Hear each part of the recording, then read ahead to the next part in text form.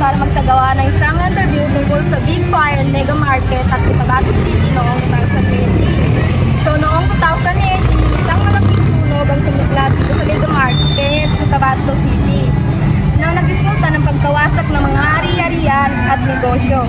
Ang insidente na ito ay nagdulot ng malaking pinsala sa mga nagtitinda at namimili sa market. I am Raisa Kamad. I am Jania T. Unos. So now, ano natin ang mga respondent? So now we have a respondent here. So ma'am, kindly introduce yourself.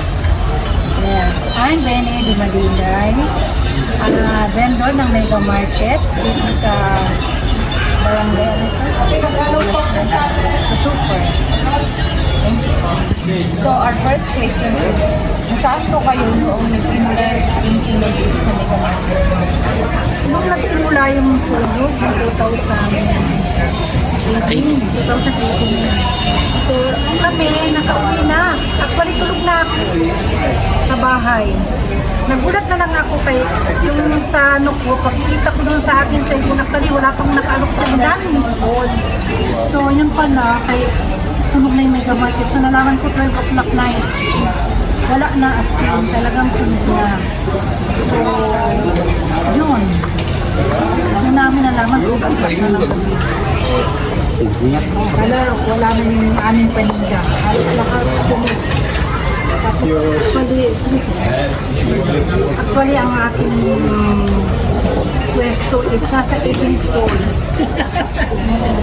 9 license ang aking license.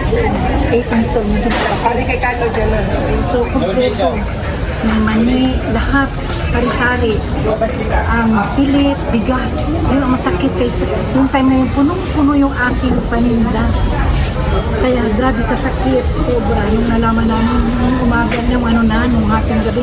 Kaya narinano ko na yung mga 12 o'clock.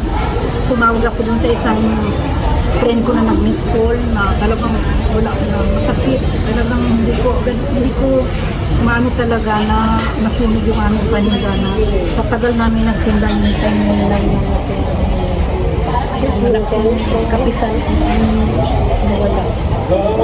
Okay lang kung kapital pa namin, actually kaya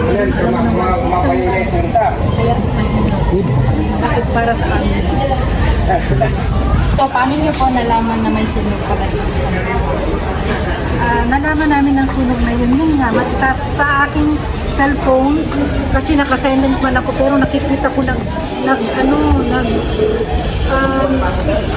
na yung light. So tinignan ko kasi yung time may maihina ako ba? Diba sa ating gabi maihi ako. So nakikita ko nag-blink yung ano ko ba, yung cellphone. Pagtingin ko, nandami na palang message na Ben, saan ka na? Sunog ng Mega Market. Yun ang mga ano sa akin. So, naano kami. Kahit yung minister ko talagang ano siya ba, kulang na lang talaga ma-hard attack. Hindi namin nakalain na nangyari din. Kasi yung time na yun, gabi pa kami nakagin. Tapos, malaman na naman yung pinagyan na wala yung lahat ng pinagyan. So anong naging sanhi ng sunog dito sa Mega Market? Sa narinig namin, doon daw nang galing yan sa isang parang ano lang, isang pwesto na bigla na lang daw nag-react.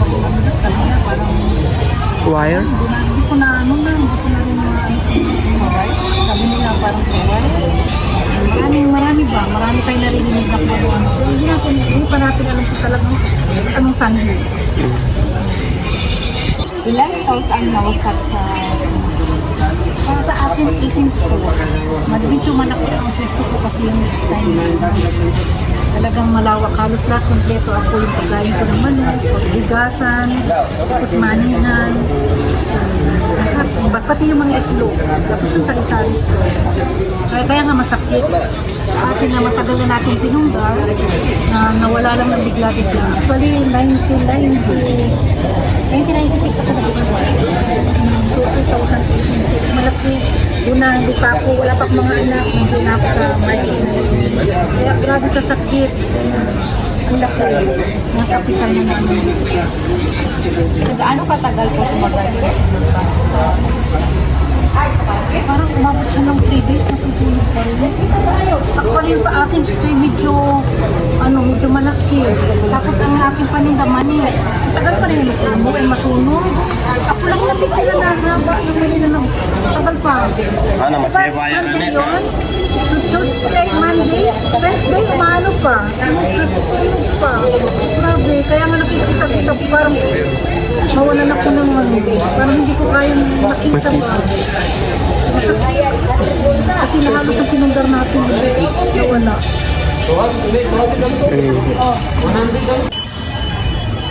Kamusta naman po yung naging action ng mga bumbero at mga pulis noong oras na yun?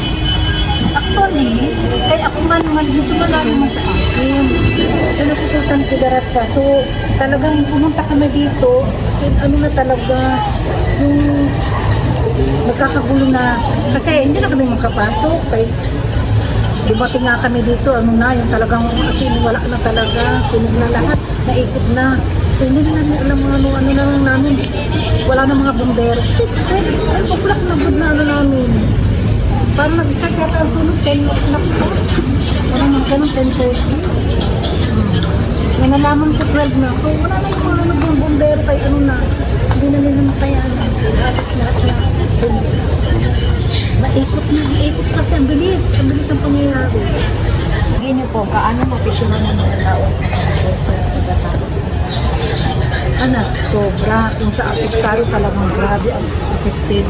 Halos lahat yung, alam mo naman ang kapital natin, hinihiram natin. Yung kani-kanino, tapos yung mga kahit yung paninda, hinihiram natin sa mga malalaking negosyo. Tapos bigla lang mawala. Tapos paano na yung may utang pa tayo, so binabayaran pa natin yun. Doon kami nahirapan. Tapos yung iba talagang kulang lang sabi niya mabalik. Kasi yun lang ba yung inaasahan natin dun sa natin negosyo. Nawala pa. Sa isang iglap lang nawala. So masakit talaga. Bawat isa sa amin talaga. Oo, kung makikita mo lang pati kulang na lang iluha natin. Dugo. Nag-ayan kasi Ang nararamdaman ng bawat isa. So, yun lang po at maraming salamat. Marami ng nararamdaman din namin ang pagkasunod. Thank you po.